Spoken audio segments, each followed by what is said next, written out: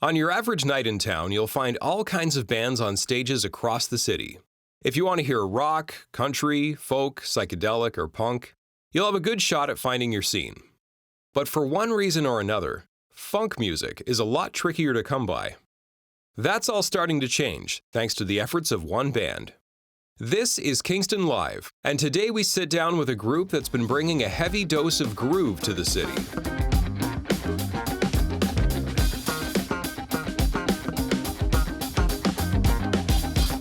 In late 2021, local septet Nice On started popping up in venues across the city, bringing a spontaneous, irreverent energy to every stage they crossed. Taking inspiration from classics of the 70s like Parliament and Funkadelic, and mixing in some contemporary flair, Nice On combines skilled instrumentation and complex songwriting with tongue-in-cheek humor. Like the masters of the genre, the music is serious, but they're also having fun with it. On the cusp of releasing their debut EP, we sit down with saxophonist Helena Hannibal and drummer Jordan Bulhoes to talk recording, shenanigans, and growing a local funk scene from the ground up.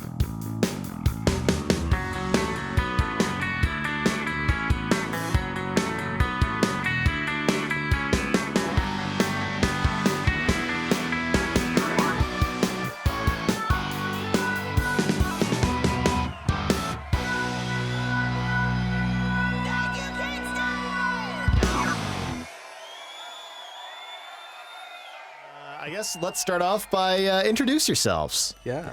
I'm Jordan Bulhoes. I'm the drummer in Nice On. And I'm Helena Hannibal. I am the saxophone mostly person in Nice On as well. Yeah. I've got to ask just right off the bat, is the name from Mario Golf? Yeah. Absolutely. Yeah, confirmed. Thank you Nice. for knowing Nice that. On. Nice on. Nice on. You might be our target demographic. Yes. We're looking for that like Luigi fan that also likes funk music. Yeah, Yeah. absolutely. Our people. Luigi really does have like a I go to funk shows aesthetic to him. He does. Just the goes hard lankiness at and funk shows. the overalls. Yeah. The stash. And like just because I gotta mention it, like I feel like Waluigi, he's like 10 years down the line too far, Luigi, in the funk scene. Like he's just like burnt out. He's just old and jaded. Yeah, like he's like the worst case scenario. But I'm really glad to know that does come from Mario Golf. Absolutely. Yeah, we are proud to say that. Excellent. So let's get started. You guys are a large band with, is it 8 members? 7. Seven. I was 7. close. Yeah. Yeah. Closest to the number without going over. Even by Price is Right rules, I was wrong. Yeah. 7 is a lot of members for any band. And especially when I was thinking about this, in Kingston, there's a lot of small stages in the literal sense where fitting 7 bodies on the stage must be challenging just purely from a geometry standpoint. Is that something you guys have struggled with? Does that influence your stage design, your performances, whatever? Yeah, I think it helps that we like each other. And we, Yeah. and we don't mind being a little bit cozy. We've, I think, pretty much officially fit in every stage in Kingston at this point in time. We're doing our album release concert at Musiikki on April 1st. And we've played there before. And I think Musiikki is probably the smallest stage. And we've successfully done it. Yeah. You just get real cozy with your bandmates and the audience a little bit. I think even smaller than the Musiikki stages, like that little, we played the Spearhead entrance once. Oh yeah. There's like good luck getting a 7-piece funk band in that little entrance, but it worked. Like we were able to pull it off, and I usually bring like a parsed down kit, usually just like one bass drum, one snare, a set of hi-hats. That's it. You don't need a full rig for something like that for whatever we're doing. So Yeah. you can usually make it work. If you know any vestibules that are looking for a funk band. Can I introduce you in a gig at the Grad Club, perhaps? Absolutely. Oh, that would be Yeah. stellar. Yeah. Yeah, that's on the hit list. That is a vestibule right there. Yeah. That's a living room. Yeah. Yeah. Literally. Yeah. Well, and I mean, in a fairly short period of time, it seems like you guys have played a lot of shows, like locally. How do you find generally like audiences in town kind of respond to the sort of music you play? I think they've been really digging it. Like every time we play, people are dancing and grooving and just having a really good time. And usually they bring their friends, and then at the next show they bring more of their friends, and it's always a good turnout, and people just like at the end of every show, they just like, that was a really funky set, or like, I really dug that song, or It's always been a fun time, and people have been extremely supportive of it. yeah. And we've had the privilege of bringing a lot of really great funk bands into the Kingston scene, or they've come through and honored us with their presence as an opener. So we've had Narfunkel and Rain City and Five Alarm Funk and Apollo Suns. Yeah, My Son the Hurricane. No, not Five Alarm Funk. We didn't get to open for them. Sorry. No, someday. We just love if you're them. listening, Five Alarm Funk. My Son the Hurricane, the Yeah. Apollo Suns. The Kingston community is really into funk, I think, Yeah. and it's been a big draw. And I think we've kind of been able to get Kingston on the circuit of funk artists that are touring across from Toronto and London and all these other kind of the network of their tour has allowed them to add Kingston to the map a little bit. And the shows have been really, really fun. Yeah. Been really And almost great. make it like a favorite city for them to perform. And like, I know we just played with Narfunkel a couple weeks back, and like, I don't know if they say this, like every band says it, like, we love this city so much, but like, it seems very genuine. And just like meeting up with them after, like, they really dig playing Kingston and the energy the city has. So it's cool to kind of be almost like a catalyst for some of these groups to come in and show them what the Kingston scene has to offer from a live show perspective. Yeah, Kingston can throw down is Oh, what is yeah. consistently the review that we get. Oh, yeah. So we have really danceable music. We draw really fun, danceable bands, and the people that come out to sweat Yeah, that's it. and headbang on occasion. Yeah. I think catalyst is the perfect way to describe it, because it's weird when you think about different music scenes. You think about there being like a folk scene or a rock scene or a hip hop scene or whatever. I can't really think of any cities in my head that stand out as like, oh, that is a funk market. But being that catalyst to drive those funk artists and build that scene is such a unique standpoint and such an important thing to be doing. How do you find that you're drawing bands in? Is it just they know that you're playing here successfully and other funk bands are like, hell yeah, we're in? I think we kind of have like a genuine interest in these bands and these groups, and like so much so that like we follow them on their social media and are kind of aware of like what it is they're getting up to tour wise and stuff. And so sometimes it's a simple reshare of something that they're doing, something that's cool. Sometimes it's a simple, like, instant message just saying, hey, really dig what you guys are doing. If you ever need an opener, if you ever want to come through the town kind of thing. And I think that's kind of been, like, our key to success in getting some of these acts in, is just being present and engaging with them. Yeah, and I think within any sort of more niche genre, there's sort of this, like, community of support where people have taken a leap of faith on us, even though we're smaller and newer and in the process of releasing our first set of music. Just the genuine appreciation that we have for these bands that we've been working with, and the relationships that we've been able to develop with them through social media and things like that, and going to their shows has led to trust and goodwill and Mutual support. yeah, it's a really supportive group of weirdos, I think. That's the best way to put it. Yeah. A couple of the people that we've worked with, it was through sort of the word of mouth of like, oh, you opened for Rain City, we just worked with them, or we're playing with them next day kind of thing. And then the Apollo Suns, I'm from Winnipeg and our bassist Adam is Winnipeg adjacent. And I just admire them, and I noticed a hole in their tour on the last show that they played with us, and just kind of offered them, like, we'll book you a venue, we'll open for you, you can stay in someone's apartment. And so they ended up just staying at Brittany, our lead singer's apartment, and we just hung out with them for a day. And they were super awesome and supportive, and it was just through that social media relationship that we were able to get them out, and they're coming back again in a couple weeks. Yeah. What you're describing, it's like what you think of when you think of like just a scene being built. It's that, like, you know, finding like-minded weirdos. That's it. Yeah. And it's so exciting to see that in real time, you know, because I think especially in Kingston, I feel like there's a very established scene for like rock music. There's an established scene for like sort of rootsy kind of bluesier stuff. It's really cool to see that happening for funk music, because it's nice to hear some stuff in town that's got like a real bass line to it. Yeah. It's really exciting. Good four to the floor backbeat kind of thing. Yeah. Funky bass riffs. All Love that our good rhythm stuff. section. Yeah. So I'm not locked in. biased or anything, but I do love a good rhythm section. We all love a good rhythm section. Yeah. Speaking of good rhythm sections, there's a clip, I think it was on your Instagram, of Jordan, you playing, like incorporating a dartboard into your kit. Yeah, the Bulhoes bullseye. Yes. Honestly, I just find anything I can just tap my sticks on and make it work. But yeah, that's kind of like a signature move whenever we play the toucan. I always set up my kit in that back corner, as most drummers do in that venue. I think that's usually where the drummers set up. But it's like, what can I tap on? What can I tap on that's around me to just, be a weirdo? Yeah. So yeah, the Bulhoes bullseye, I guess.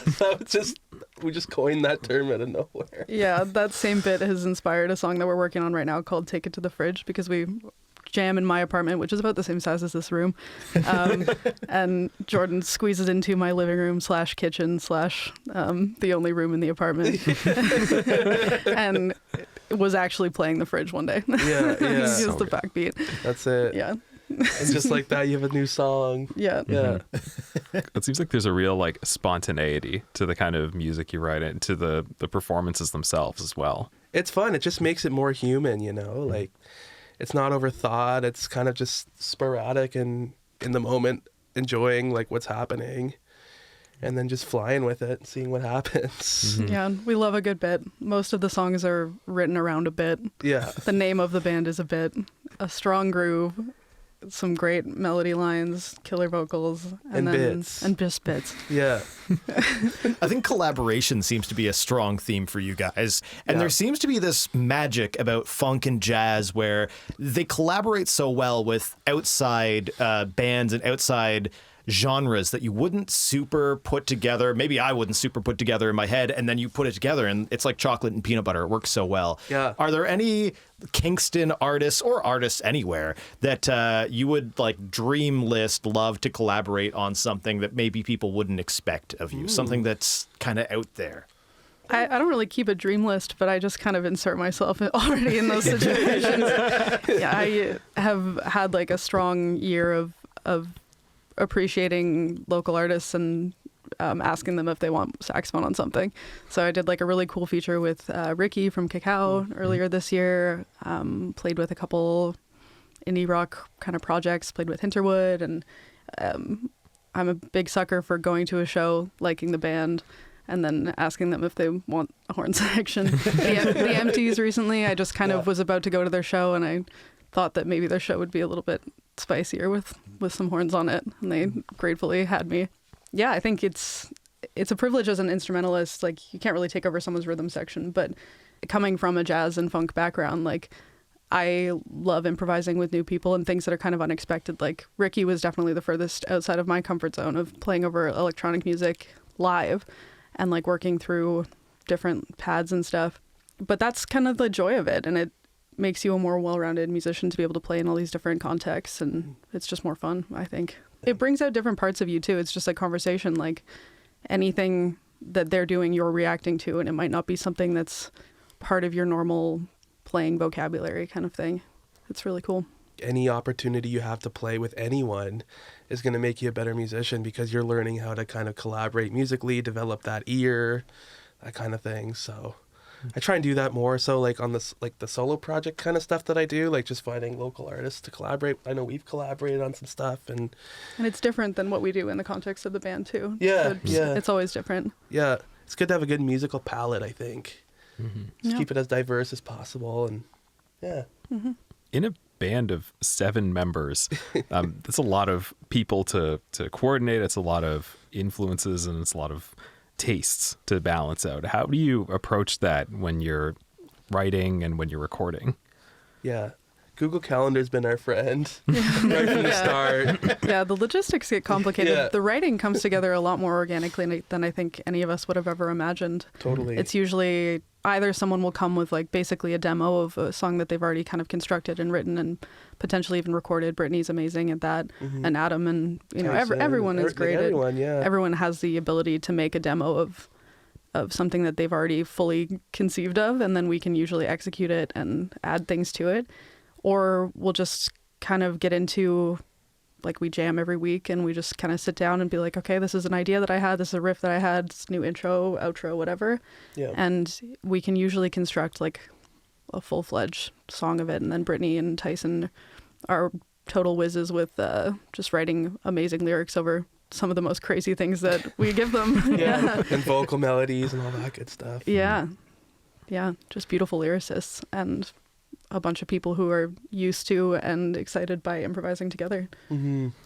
I think it's like we all have such a diverse background of musical genres that I think we came from too. Like, I came from like the prog rock thing way back. Oh yeah. And as of late, just kind of started getting into the funk, soul, jazz, R&B stuff.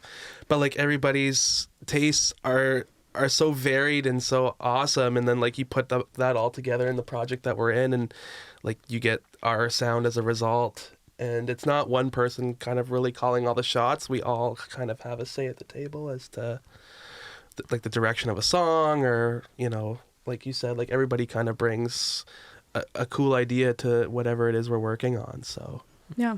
Everyone has veto power. Yeah. Sometimes it's just like, Absolutely. this is just not hitting. If it's not something that's bringing 100% of us joy, then it's probably not something an audience is going to like. Yeah. Mm-hmm. So we're a good test market to ourselves sometimes. Yeah. Yeah. And I think we've all just had like experiences too, where we've kind of been in some other projects where things of like, there's always one versus the other kind of thing. We don't want any of that. We just want it to be an open forum and a healthy kind of collaborative environment. Mm-hmm. You said you had the album release, was it April 1st? Yeah, that's no joke. April Fool's. Yeah, I was going to say, Yeah. is that for real, or is it? That's for real. Did it go to Yeah. Musiikki that night and it's just closed? Yeah. No. It's We just will a very bit, much be there. yeah, Nice. a bit that we're taking very seriously. Just another bit, Yeah. More bits. No, this is the real bit. Yeah. What can we expect from the album? Can you tell us a little bit about it? Ooh. Yeah, so it's self-titled. It's 7 tracks. Yeah, we went down to Limestone Loft. It's a local space here in town. Really, really great studio that Sean Tomelty runs. Shout out to Sean. But a really beautiful space. And we all set up. We decided to do it live off the floor. No click, like nothing. Just we all set up and just in the vein of like a true funk 70s kind of record. We wanted to just cut it live off the floor. And we probably did about, I think, like 4 to 5 takes of each song. Mm-hmm. And then we just kind of narrowed it down, like which take do we want to use for the album kind of thing. And we really wanted to kind of encapsulate the magic that is our live performance. We've always felt that people really dig what we do live, and we wanted to kind of put that onto an album and out into the world. So that was kind of the vibe we were trying to capture with our release. Yeah, we wanted it to just be like the best of what we do live. And all of our songs are the same sense of humor, the same energy, the same interplay between all of us listening to each other and reacting in the moment, the same improvised solos and all of that, just at like a really high level of concentration. Yeah. Yeah. Like shaking with my sticks in my hand behind my drum kit level of concentration. Yeah. We Shoved Jordan up in a closet, but Yeah. the rest of us were in the main space of the loft. Yeah. So the boys were sweating upstairs. Justin and Jordan were Literally, sweaty. this was like the size of the drum booth. Actually, I would probably say the drum booth was a little bit smaller than even this room. It was pretty small, but it was cozy. Yeah. Yeah. But it was really important to us to do it live Yeah. and to be able to have that like eye contact reaction. We ended up filming a series of videos that we're going to release of the process of live recording as well. And like, we're still moving, we're still having a great time, we're still smiling with each other. And that was kind of our goal for the album, was to just take what we've been doing and what we've been working on and just have it in a more permanent kind of state. So the music itself is just everything that we love about our live shows. Yeah. I think you touched on something really interesting that I want to dig into for a second there. You talked about the sense of humor in the band and in songs. And I feel like humor, when people hear it, they think, oh, like when you think of humor in music, the first thing you come to mind is Weird Al Yankovic or something like that, like comedy songs. Yeah. But when you explore it as an emotion and a palette of creating artistry, even when it doesn't come across as a funny song, it creates such a level of creativity in any level of art. And I think that really speaks to, as we've talked about, the collaboration, the creativity, and the blending of all the multi-instrumentalism in the band. I kind of mentioned this earlier, I think, but it's just like it's human, right? Like it's people coming together to collaborate in real time, and we're all just like leaning in, listening to what each other is doing, and like that's true collaboration, man. Like we're just feeling it out as it's happening. I guess by the time that this is out, What the Funk will be out. We're pre-releasing that before the rest of the album. Funk music has kind of a legacy of this kind of sense of humor. We're not the first funk band to want to do that. Parliament, Funkadelic are notorious for that kind of Ohio players. getting into that like abstract sense of humor of like, what is the song even about? So What the Funk is kind of like that. The lyrics are just fun and quirky. Just fun, kind of referential to a really great show that we had in Kingston, and trying to reference that place without actually talking about what it is and not wanting to spoil that. And it's just kind of a commentary of like, what is this place? What is this sound that we're making? What is this groove? Where is this song gonna go? Nobody knows. Like the Wonka dragon boat of funk music. The most traumatizing moment in the whole movie, but I love it. 6 children died making this song. Yeah. And the Wonka dragon boat would be bigger than most of the venues in Kingston. So if the Wonka boat was looking for a 7-piece funk band, that's the song we play on it. Which I hope it is. Yeah. Yeah. So even within the lyrics, there's a lot of the sense of humor that comes through, of just these kind of absurdist lines that are just funny, potentially only to us, but it seems like to most of Kingston as well. Yeah.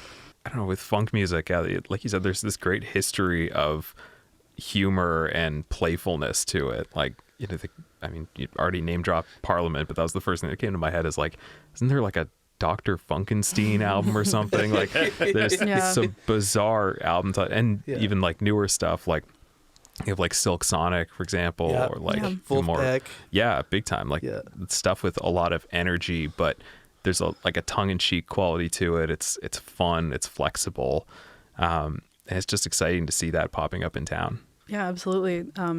Sam, our keyboard player, and I just got back this morning from the Thumpasaurus concert in Toronto, and that's a big example of sense of humor in funk music. It's just super absurdist lyrics, super funny performance, and then just heavy groove with a really killer like horn player and really fun lyrics. Yeah It kind of is like you kind of mentioned this, a lot of the modern day acts and even a lot of the older acts, like humor and funk is synonymous. They're like synonymous with each other. It just, I don't know what it is. I don't know if it's like the quirkiness of the music or the grooves or whatever, but there always seems to be like some kind of element of humor when there's funk music involved.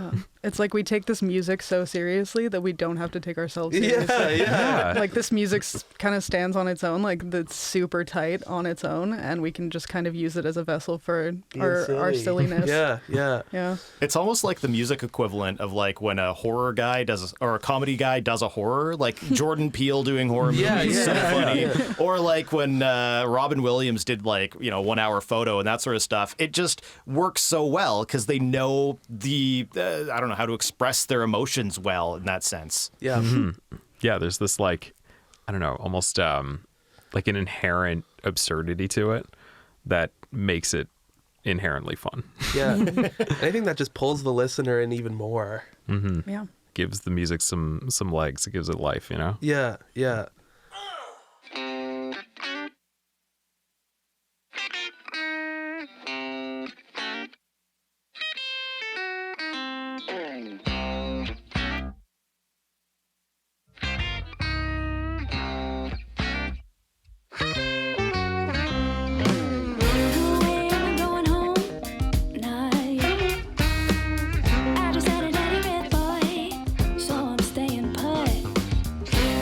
Much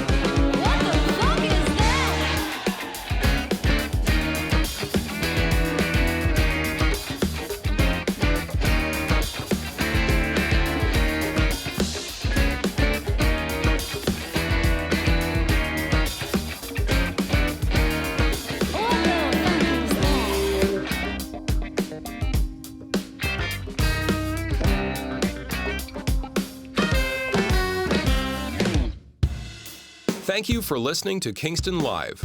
Be sure to subscribe on your platform of choice and follow us on Facebook and Instagram.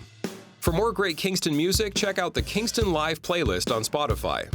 For show listings, artist info, and all things Kingston music, check out kingstonlive.ca. The artwork. The 'cause artwork. That's the biggest sense of humor for the album. That's true. Think we can get a little bit in on the artwork? Yeah, Let's talk about the artwork. Yeah. Yeah, so we were able to commission Alex Old, who's a local artist. He does kind of like graphic design and acrylic that looks like graphic design, like this really cool, It's incredible, yeah. like pop art, kind of like, I think a little bit like Lichtenstein-y, like really cool print style of his sense of humor through his art is, I think, really in line with our sense of humor, where it's like a lot of bits.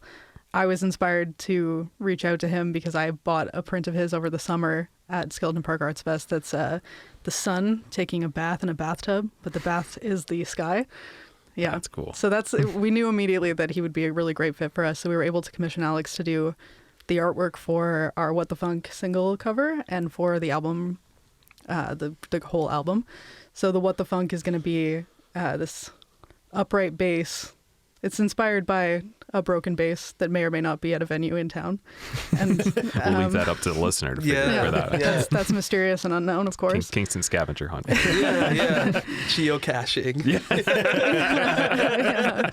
But it's like a little bit of an Easter egg of it's a bass sitting on a doctor's office table with a broken neck and an X-ray behind him of a broken bass. Like his little bass skeleton is all messed up.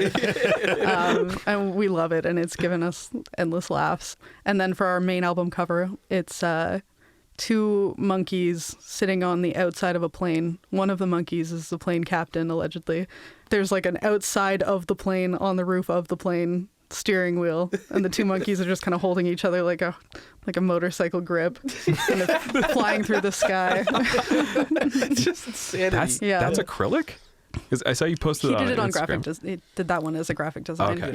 Yeah. Wicked. It's some killer artwork. Yeah, but for some reason the landing time is one of our tracks on the album as well, and for some reason that's just a bit that we have been doing at shows where the arc of the show was that at the beginning, Brittany is kind of like your captain speaking to you on this like weird funk journey that you're about to go on, and then we end a couple of our shows on the album with Landing Time, which is this just super chaotic Crash, boom, bang at first. math rock mess that's supposed to be, or 789 is that, and then Landing Time is it like crashing into just a complete halt. So for some reason the plane was something that we decided to orient a little bit of our album around. And I think Alex did an amazing job of capturing the sense of humor of all of that. I would say so. I love the album cover. It's so funny. Like, it's just, again, leaning into that funk humor thing, right? Like, Yeah. And we wanted to aesthetically represent our sense of humor through, like, the first thing you're going to see about the album is that it's ridiculous. You want to set that expectation right off the bat. Exactly. Like, you do want to judge the album by its cover. Yeah, and I mean, people do, so it's something that mattered to us. Yeah. And it's just super funny. I love it.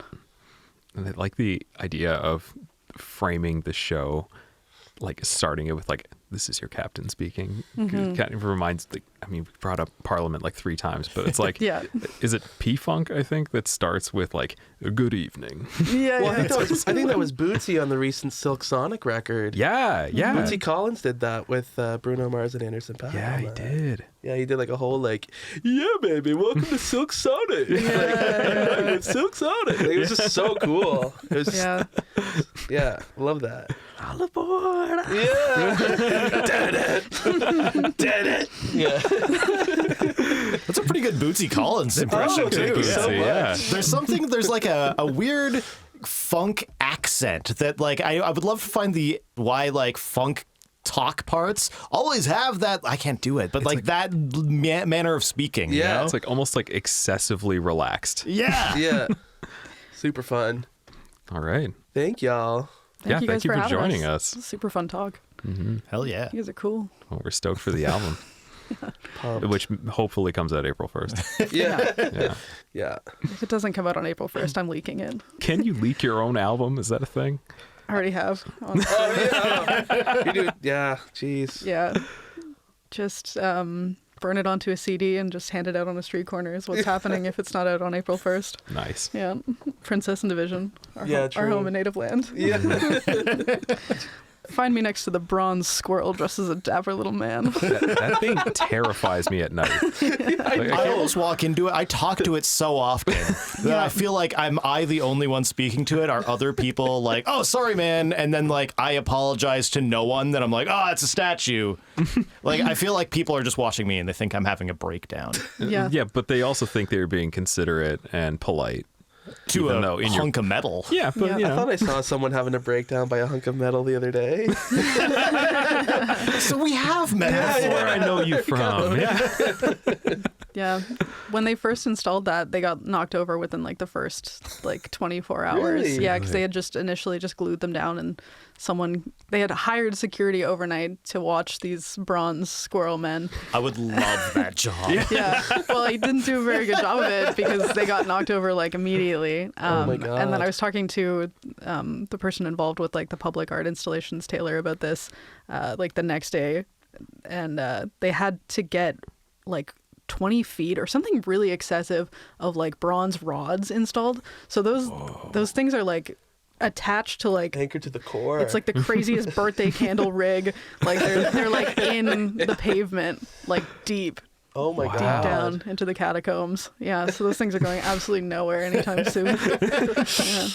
If you find yourself in the sewers of Princess Street, keep an eye out. Yeah. You might spot it. There's all those rumors of like tunnels under Kingston all over the place. Somewhere in one of those tunnels, there's just like rods now. Yeah. Yeah, the tunnels are a real thing.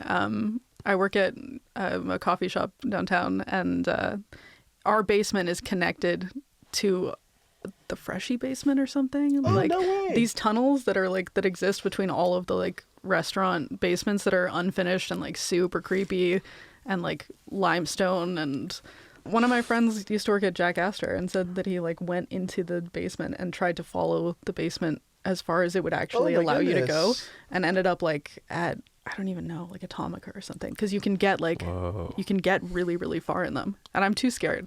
Yeah, But I believe it wholeheartedly, because even ours doesn't end. Like it just is creepy enough that no one goes in it. That's wild. I had no idea. Kingston spelunking. Yeah, Yeah. apparently it was like an Underground Railroad thing. Really? Oh, damn. Yeah, Really? yeah, That's that it was wild. a component of like how people were moving safely, or a prohibition thing. I've heard these two things, that it was like a way for people to get between bars and non-bars during prohibition. I That's know so in Moose cool. Jaw, there's like Moose Jaw, Saskatchewan. I went out there once for work, and that's an actual thing. There are tunnels throughout Moose Jaw that was part of Prohibition. Yeah, and Cornwall and Waterloo apparently have the same thing. Yeah. Just like all of these like super interconnected basements. wild. Yeah. That's really cool. Okay, we gotta have like a separate, Separate podcast. podcast. From funk alleyways. From the tunnels. Yeah. Yes. Oh my God. It's all yeah. echoey and scary. Yeah. Kingston catacombs. Yeah, one of us just vanishes partway through. Yikes. Yeah. The rabbit man just appears out of nowhere. Yeah. Yes. Drunk ghost of Sir John A. Macdonald is shaking you down. Yep. Where did you like put my statue?